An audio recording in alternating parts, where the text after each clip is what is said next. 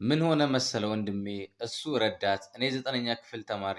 እናም ቤተሰብ በሰጠኝ ሳንቲም መካከለኛ ሱቅ ያለኝ ሲሆን ምንም ሳይኖረው ነበር በፍቅር ተሳስረን 2 ዓመት የፍቅር ቆይታ በኋላ ወደ ትዳር የገባ ነው። እናም ታታሪ ሰራተኛ ነኝ።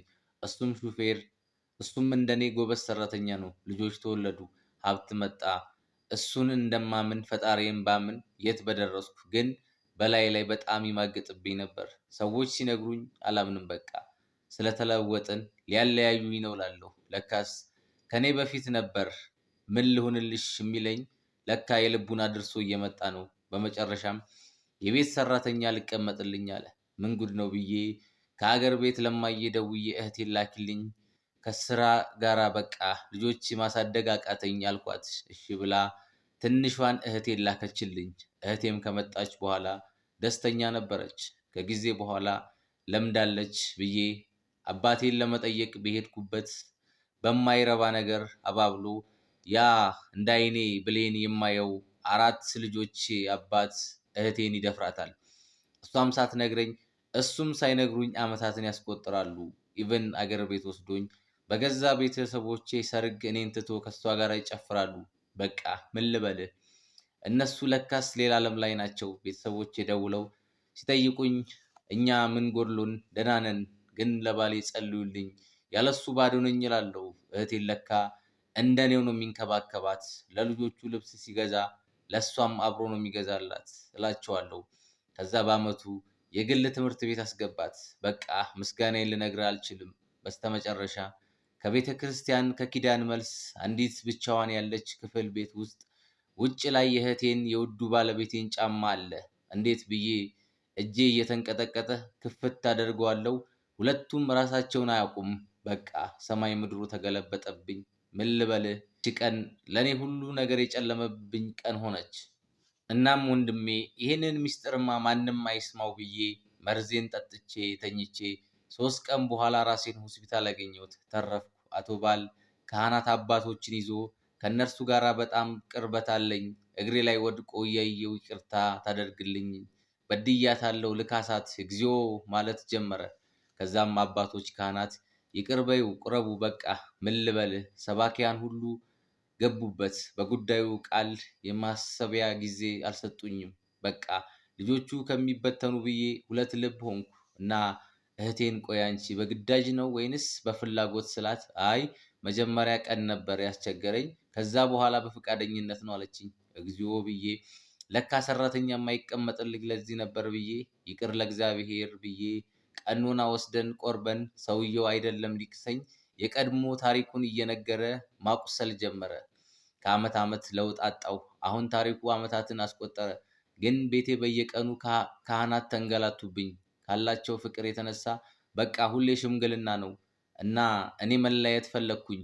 እሱ ደግሞ ይናደድብኝ አብሮ መኖርን እንጂ መለያየትን አይፈልግም። እኔ ትንሽም ባናደደኝ ቁጥር ፍታኝ እላለሁ። እናንተ ምን ትመክሩኛላችሁ? እኔ ውሳኔ ከምጠላው ሰው ውስጥ መራቅ ነው። ማለውጠው ውሳኔ ነው። ይህ ታሪክ የአንዲት እህቴ በውስጥ ከጻፈችልኝ ታሪክ ነው። ባሏ በሷ ላይ ከእህቷ ጋራ ዘሞተ። ሰራተኛ ከዛ በፊት አይቀመጡላትም ነበር። በጊዜ ከደረሰችበት ለካ ሰራተኞችም ጋራ ግንኙነት እያደረገ እያስቸገራቸው ነበር። ባለትዳሮች ለምንድን ነው በትዳራችሁ ላይ የምትማግጡት? እቺ ሴት 4 ልጅ ወልዳላለች አይደል? ምን ያተ ነው ከዚች ሴት? እስኪ ምን አጣ? ትዳራችሁን አክብሩ። እስኪ ይሄ እኮ የዝሙት መንፈስ እኮ ነው እየተጫወተባችሁ ያለው።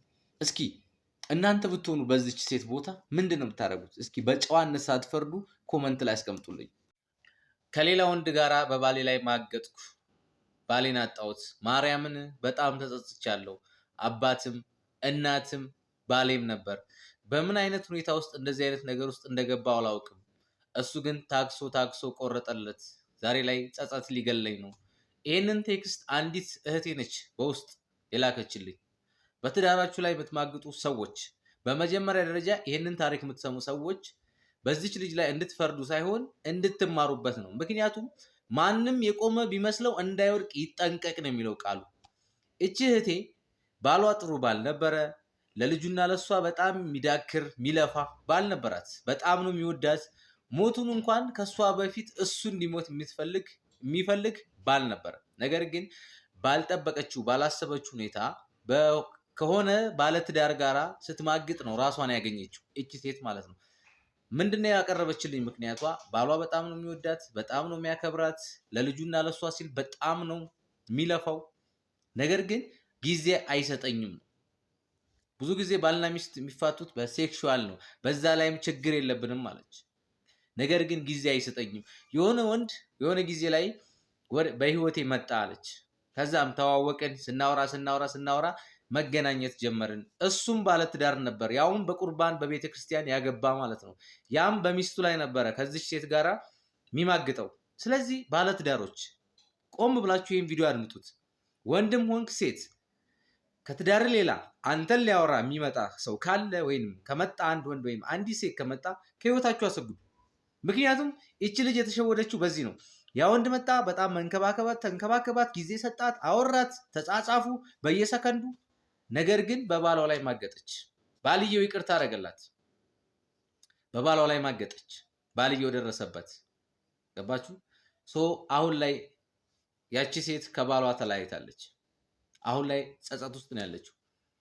ምንም አላጣችም ከባሏ ምንም። ለሷና ለልጇ ሲል ባልየው በጣም ይዳክር ነበር። ስለዚህ ይኸውላችሁ በትዳራችሁ ላይ የምትማግጡ ሰዎች ተጠንቀቁ። አይጠቅማችሁም። ትርፉ ጸጸት ነው። እቺ ልጅ አሁን ያለችበት ጸጸት ውስጥ ጸጸት አይደለም። ትናንትና ያንን ሁኔታ በጊዜው ማለፍ ትችል ነበር፣ ግን በሆነች ቀን ስህተት የማይሆን ህይወት ውስጥ ገባች፣ ትዳሯ ፈረሰ። ስለዚህ በትዳራችሁ ላይ አትማግጡ። ያም የማገጠው ወንድ በሚስቱ ላይ ነው የማገጠው፣ በሚስቱ ላይ ያውም በቁርባን ያገባ ማለት ነው። በቤተ ክርስቲያን እንድትፈርዱ አይደለም፣ ማንኛችሁም እንዳትፈርዱ፣ ቆም ብላችሁ ይህን ታሪክ እንድትሰሙ ብቻ ነው። የሆነ ሰው ወደ ህይወታችሁ ከመጣ ዝጉት። ባለትዳር ናችሁ፣ እንደ ቀልድም ቢሆን አታውሩ። አለበለዚያ ተሳስታችሁ የማይሆን ነገር ውስጥ ራሳችሁን ልታገኙ ትችላላችሁ። ስለዚህ ይህን ቪዲዮ ሼር፣ ሪፖስት አድርጉት፣ ብዙሃኑ ይስሙት። ምክንያቱም ለብዙዎች ማስተማሪያ ስለሚሆን ማለት ነው። እኔ ስወልድ ጎረቤቴም ትወልዳለች። ይህ የአንዲት እህቴ ታሪክ ነው። ባል አላት፣ አብረው ነው የሚኖሩት። እሷ ስትወልድ ጎረቤቷም ትወልዳለች። ነገር ግን ከጊዜ በኋላ ስትደርስበት ለካ ባሏ በእሷ ላይ ቺት እያደረገ ነበር። ከዛም ፈታውት።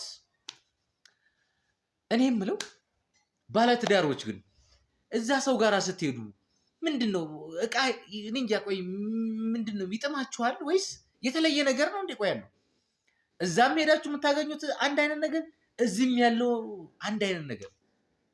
ይሄ እኮ የዝሙት መንፈስ እኮ ነው።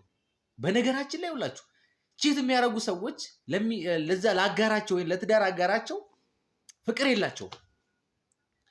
ፍቅር ቢኖርባቸው ያ ሰው ምንም ችግር ይኖርበት ምንም ከቻሉ ችግሩን ለመቅረፍ ይጥራሉ። ካልቻሉ ግን ያን ሰው ስለሚያፈቅሩት ብቻ ችግሩን ተቀብለው አብረው ይኖራሉ። በትዳራችሁ ላይ አትማግጡ። ተሳስቼ ነው አይሰራም። ትዳር ላይ ቺት ያደረኩት ተሳስቼ ነው አይሰራም።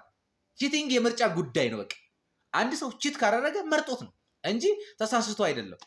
ስለዚህ ትዳራችሁን አክብሩ። ትዳር ከእግዚአብሔር ነው። ከእግዚአብሔር ያገኛችሁትን ከፈጣሪ ያገኛችሁትን ትዳር አታርክሱት። ራሳችሁን የሰይጣን መጫወቻ አታድርጉ።